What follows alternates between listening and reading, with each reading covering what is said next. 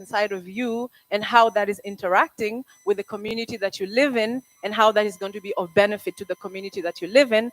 And not only that, we're also thinking about legacy. And when you think about legacy, you have to remember your past. And we are Africans, we live here, we are people of the soil. What does it mean to be African? And what is the contribution that we as Africans want to make, not only to our nation, Kenya, and our continent, but to the world, which also makes you a global person. It makes you somebody who thinks critically about other cultures, about technology, about the things that are going on in the world.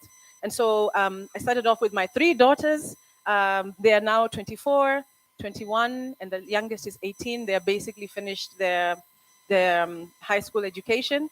And my oldest one is a musician, an artist, and a writer. My middle one is a teacher. She wants to study teaching and film. So she's getting ready to go to the Ontario College of Arts and Design to study film, but then she wants to do a master's and become a teacher. And she's also currently volunteering at the Waldorf School. And my youngest one is a dancer. And I'm telling you all of these things to say that about the place where I work. It's called Kitovu Learning Space, and we were working. The work that started with my children ended up extending very naturally to the rest of the community, because when you're homeschooling, it's just you at home alone with the kids, and they said, "Mom, we need friends. I can't do this by myself," because they'd been at school before. So I spoke to a couple of moms, and we started a co-op at our home with 14 children. By the time we closed, and there's a reason why. COVID struck, and we had 80 children that were attending, and we were teaching curriculum that was centered around the arts, because that just comes naturally. The arts they lead to creativity, but they open up doors into other arenas. And so we were studying fine arts. We had a maker space where we combined technology, engineering, mathematics, and the arts together. So you've heard of the STEM curriculum. We did the STEAM curriculum. And then we had sports, and we had music, and we decided not to teach guitar. Like, we play. You see how we had the combination of the different instruments. So we decided not to go with the guitars and the normal ones. We decided to teach the instruments that are indigenous to us: nyatiti, marimba, bunde. And by the way, some of the guys in the band also work with me at the school teaching music as well. And then we did creative writing as well, which opened up doors into history, into African studies. So they were learning how to write creatively about themselves and the world. But then in order to be creative, you have to understand where you live. They were writing about Beyonce, they were studying communism, everything under the sun, because that the world is larger than just what you do in English literature or grammar or other studies. And so we ended up having a lot of children coming from the neighborhood, inquiries from the city, and our curriculum was very eclectic. It was very responsive, and our space is just like at the Waldorf School is out in a gazebo, out in nature. There's trees, there's dogs running around, there's chickens. We also did gardening as well. The children would go out and engage, and we would do field trips around the city, to the museum, or they used to they would visit industry and engage with people that are working in the real world, so that our learning is connected to what is going on in the real world. We also did collaborations because people were interested in us. The word started going out. We started having collaborations. Well, when we'd go to sometimes, for example, there's another little school that was in Kitusuru, and we collaborated with them to run the United Nations. What's it called? United Nations.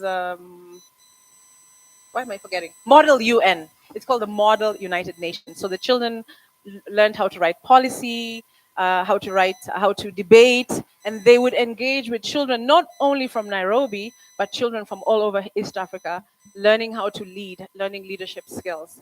And we collaborated with the Safaricom Center. The children would go there and make performances with schools from the work that they were doing in creative writing and performing arts. That work would be taken out into the community so that the kids could test that what they were doing was relevant in society. We also did community service, where the children would participate in music therapy or different projects in the community, where again learning has to be connected with what is going on in the real world, but not only the real world, but what's going on with place, our soil, the place where we live.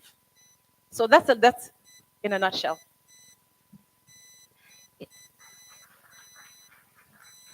Yes, take your flowers. Yeah, in a nutshell, you said. So let's hear from Mr. Maina as well. Mr. Maina, do tell us your role in this context, and if you also tell us about, take us through how learning, the Afrocentric curriculum at Freedom International Schools, um, how it's different from other learning.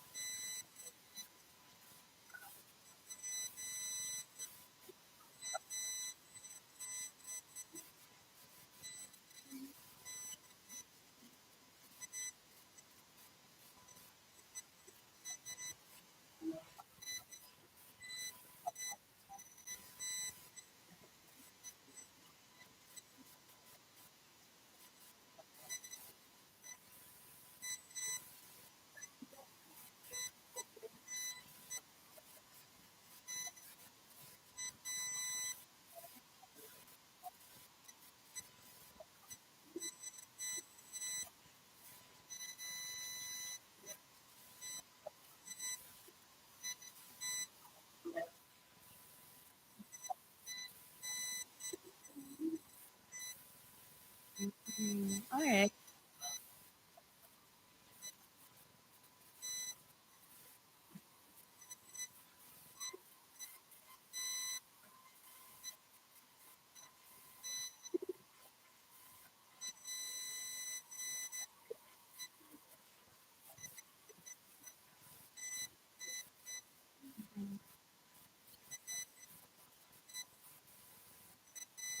Okay, Vaina.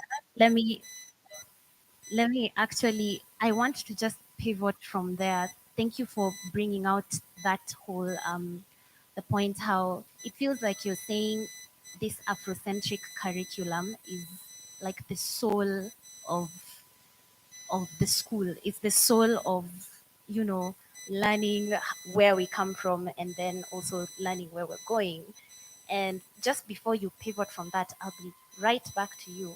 I want to understand how, let's say, the design of a school, the physical architectural design of a school is now the body. If the curriculum is the soul, perhaps the architecture is the body. So I would like, along those lines, for you, Dr. Kyoko, to tell us the advantages you have seen children experience from a nature-based school, from a nature solution-oriented school. Okay, thank you very much. Looking at nature-based environment, one, I think there's something that has been said that our school is expensive, but I would like to say that for sure it is, because to bring it to the level where when you come you feel like you are connected with nature, it takes resources. Actually, most people, when they come to that side, they tell us we are at the campsite. They think that's a campsite. We are at the campsite. So where is the school? We tell them that campsite is the school. So there are quite a number of benefits when you have nature-based learning, and they are very well captured actually in the green biophilic video. One, if you teach a child in an environment where they are connected with nature, they always have a very good opportunity for creativity. They have a very good opportunity also for imagination. They can even sit outside there as they interact with the soil, as they sit under those trees, as they climb and sit somewhere on the trees, they can do some reflection. The other thing that we have seen, students who interact with nature have a longer concentration span. And even apart from the longer concentration span, they can reason outside abstract issues. And we have a challenge. Actually, at the World of School, we discourage technology up to the age of 12. Because what happens when these children interact with the technology very early, sometimes it does not make them to imagine, does not make them creative. And I would like to give you an example. You can have a student on a phone or the TV for 3, 4 hours, non-stop. Tell them to sit and read. In 10 minutes, mom, dad, I'm done. Or they are sleeping or they have even lost the concentration. So when students interact with nature, there is some good concentration. The other one, which we have seen, because our school is also inclusive, where we have students who are enabled differently, interacting with nature is therapeutic. Yes, you find that sometimes we don't need a therapist. You just need to walk around there, play with the water, play with the mud, see what's happening, and they're good to go. The other thing that we have seen is that it also provides a sense of well being. You feel connected, you feel part of the place. Actually, I've taught in a number of schools, but this is the only school where students cry not to go home. I'm sure parents have experienced students cry not to go to school. Ours is the opposite. They cry not to go because they easily connect. And if a parent actually visits our school, maybe for observation, and they want their students to join, there are times that we even have to have conversations with them to see how to help them. Because the moment a child gets to that environment, within the first 10 minutes, they are sold. You'll find them at the animal place. Others are even playing with our children because their environment is very welcoming and calling. So what I would say is nature-based learning creates a sense of well-being, a sense of belonging, and a student will feel this is actually where I belong, and actually they can identify with whatever is happening. Then finally, you realize that when you have this nature-based learning, students will always be happy. It comes naturally. If you recall those days when you were in school and maybe the teacher says, let's go for a nature walk, let's have lessons outside class, you would see the excitement. So for us, because even the way the classes have been constructed, they have been constructed in a way that the children are interacting with the nature where there is soil, dry leaves, even most of our teaching aids are either made of cotton, made of wood, stones, natural materials. So that interaction makes the child to be very much at ease. Thank you. Awesome. I love that. I might have a change of clothes in my bag. Can I join your school? As early as today. If I can afford the fee. Oh my gosh. So in the meantime, I love that now you've brought up the aspect of how tech can become more of a challenge when it comes to cognitive development and stuff like that. And I'd like to hear Fezi's opinion on that. How do you balance now, especially with the homeschooling or just being outside the kawaida curriculum, when you're teaching, how do you make tech more of an asset than a hindrance to kids experiencing nature and their cultural identity? Yeah, that's a great question.